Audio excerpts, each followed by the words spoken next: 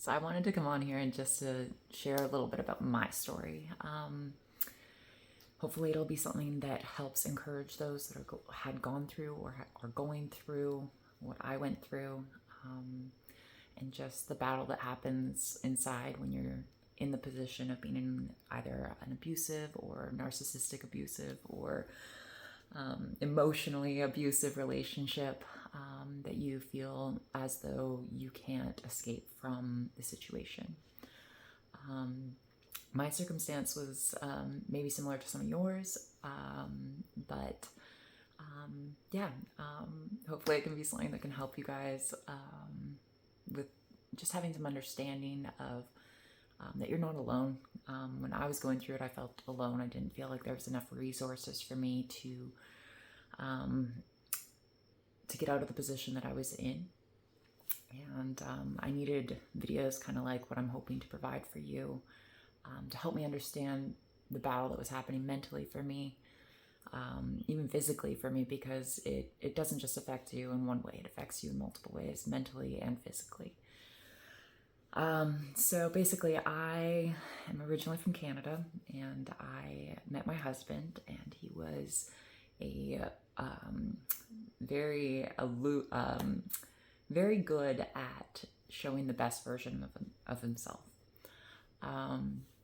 That carried on, and I decided to marry him and move to America.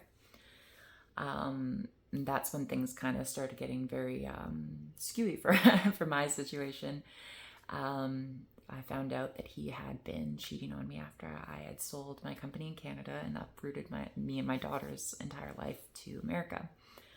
And by this point, it was in the middle of COVID, so I was kind of stuck here for a period of time, and we're still actually in the process of it. But I did not know how to get out. There was a lot of control. I was at the time very religious and very committed to my Christian belief system of not getting divorced, that I should be able to pray and it would just get better. But it never did. I was screamed at every day. I was belittled. I was told that I had to be an obedient wife. My daughter and my food was restricted so that we could only eat vegan food. Otherwise we weren't, which didn't line up, but helped me with understanding that there's something wrong. We weren't allowed to eat meat, so we were very malnutrition, had very low, what's the word I'm looking for? We had malnutrition, there we go.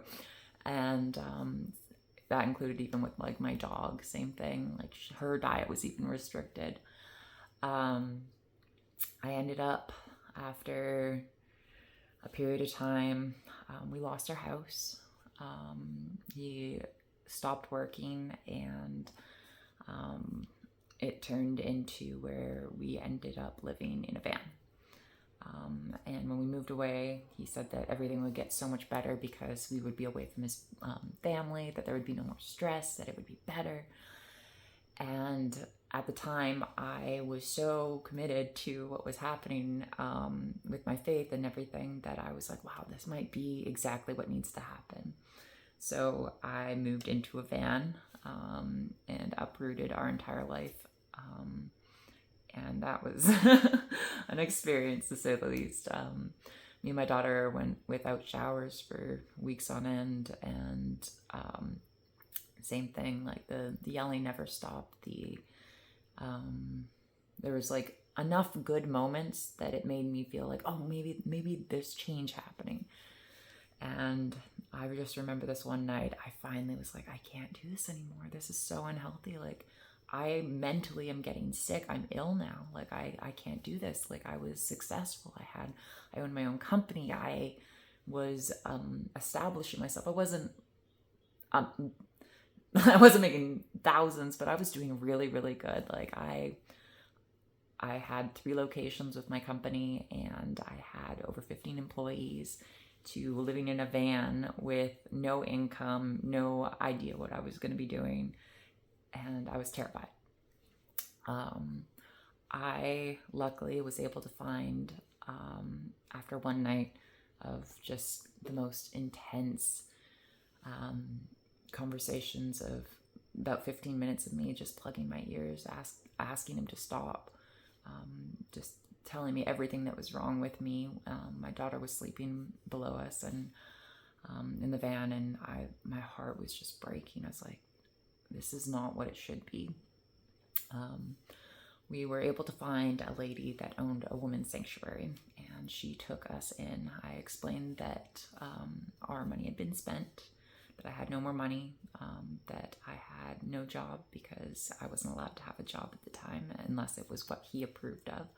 So I did actually have a nannying job for a period of time, and he was very keen on stopping that. So anyways, this woman took us in. She gave me a job working for her nonprofit. And from there, I was able to reestablish and create a plan to be able to distance myself so that me and my daughter could be in a safe spot. We are now thriving a lot more so, and are now in a position that we have, my daughter's in her own bedroom now. We are not obviously in a van anymore. We're in a beautiful location with a very sustainable job at this point in time, and hoping to continue to progress again back into what I'm passionate about. And right now what I'm passionate about is spreading just the concept that you're not alone, and getting it out there that people don't have to live in that circumstance. Even though you feel trapped, there are options.